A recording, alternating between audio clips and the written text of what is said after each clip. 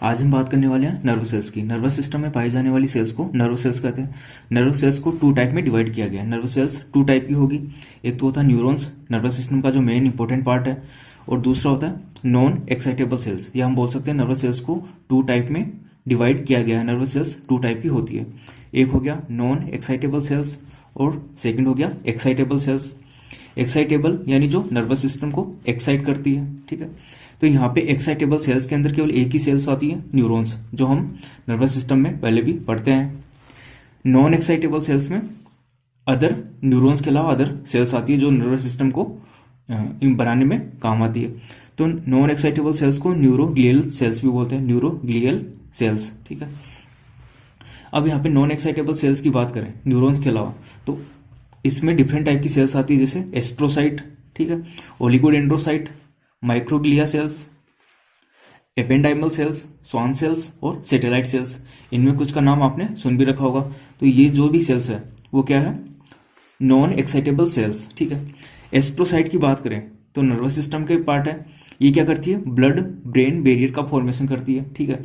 यानी blood brain के बीच में और जो ब्लड वेसल्स हैं उनके बीच में ब्रेन का बैरियर का फॉर्मेशन करेगी, जिससे अनवांटेड मटेरियल ब्लड से ब्रेन में ट्रांसफर नहीं हो सकते।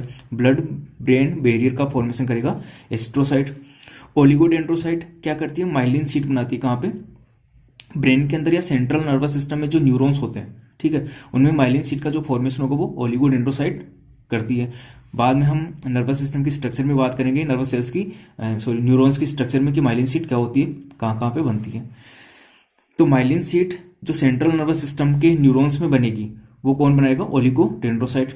माइक्रोग्लिया या माइक्रोग्लियल सेल्स, ये क्या होती है, फेगोसाइटिक सेल्स, यानी सेंट्रल नर्वस सिस्टम या ब्रेन के अंदर फेगोसाइटिक सेल्स, ठीक है, इम्यून सिस्टम में अपना रोल प्ले करती है, एंटीजन्स को डाइजेस्ट करने का काम करती है। तो सेंट्रल नर्वस सिस्टम में जो फेगोसाइटिक सेल्स होगी वो कहलाती है माइक्रोग्लिया सेल्स। इसके साथ ही एपेंडाइमल सेल्स होती है। तो यहाँ पे ये जो चारों सेल्स है, astrocyte, oligodendrocyte, microglia, ependymal sales, ये पाई जाती है सेंट्रल नर्वस सिस्टम में, ठीक है। इसके अलावा यहाँ पे कुछ और सेल्स है, स्वान सेल्स और सैटेलाइट सेल। इनका नाम सुन रखा हो। स्वान सेल भी क्या करती है, माइलिन शीट का फॉर्मेशन करती है, लेकिन ये कहाँ पे करेगी, पेरीफेरल नर्वस सिस्टम में। ओलिगोडेंड्रोसाइट सेंट्रल नर्वस सिस्टम में माइलिन शीट बनाती है, और स्वान सेल माइलिन शीट बनाएगी पेरीफेरल नर्वस सिस्टम के जो न्यूरॉन्स होते हैं वहां पर। इसके साथ ही सैटेलाइट सेल। तो यहाँ पे astrocyte, oligodendrocyte, microglia, ependymal cells, Schwann cells, satellite cell, ये क्या हो गई, नॉन एक्साइटेबल या न्यूरोग्लियल सेल्स, ठीक है। इसके साथ सेकेंड है एक्साइटेबल सेल्स या न्यूरॉन्स, जो क्या करती है, नर्व इम्पल्स जनरेट करते हैं या नर्व इम्पल्स को ट्रांसफर करते हैं, ठीक है। न्यूरॉन्स को, नर्वस सिस्टम को एक्साइट करते हैं, तो ये हो गए न्यूरॉन्स। इसके बाद में हम इसके बारे में, न्यूरॉन्स के बारे में आगे डिटेल से बात करेंगे कि न्यूरॉन की स्ट्रक्चर क्या होती है, न्यूरॉन में किस प्रकार से नर्व इम्पल्स जनरेट होते हैं। नर्वस सिस्टम का एक इंपॉर्टेंट पार्ट है न्यूरॉन्स। इससे पहले वाली वीडियो में हमने बात की थी नर्वस सेल्स के बारे में, जिनमें न्यूरॉन्स भी एक सेल है, इसके अलावा भी कुछ अदर सेल्स प्रेजेंट होती हैं। तो न्यूरॉन्स की बात करें तो सबसे पहले हम बात करेंगे यहाँ पे टाइप्स ऑफ न्यूरॉन्स की, यानी नर्वस सिस्टम में कौन कौन से या किस टाइप के न्यूरॉन्स प्रेजेंट होते हैं। तो सबसे पहले हम बात करेंगे एपोलर न्यूरॉन्स, ठीक है। एपोलर जो न्यूरॉन्स होते हैं उनके अंदर क्या होता है, डेंड्रोन एंड एक्सॉन एब्सेंट होते हैं। नर्वस सेल की आगे हम बात करेंगे, आपने पढ़ भी रखा होगा, जो नर्वस सेल्स होती है, जो न्यूरॉन्स होते हैं, उनमें काफी सारे डेंड्रोन और एक्सॉन प्रेजेंट होंगे।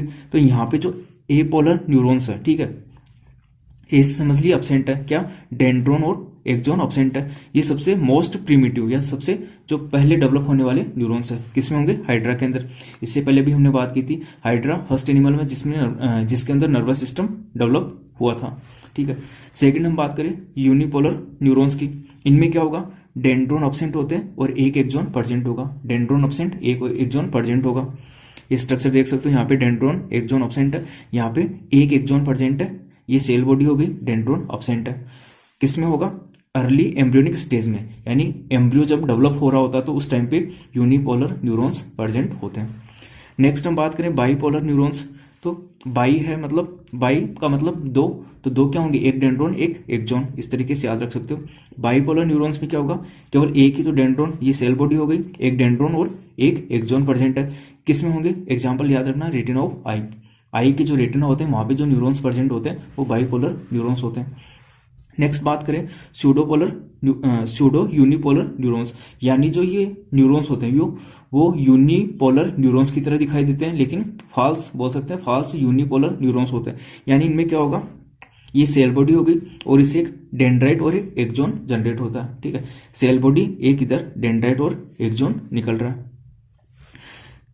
ये किस में प्रेजेंट होंगे, dorsal root ganglia of spinal cord, spinal cord के डोर्सल रूट गैंग्लिया में ये पाए जाते हैं। केवल एग्जांपल याद रखना, सूडो यूनिपोलर न्यूरॉन्स कहाँ पे पाए जाते हैं।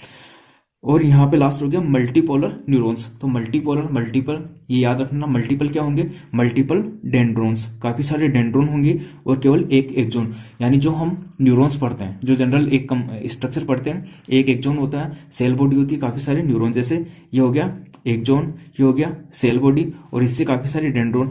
तो जो भी हमारी बॉडी के अंदर मोस्ट ऑफ द न्यूरॉन्स पाए जाते हैं वो मल्टीपोलर न्यूरॉन्स होते हैं।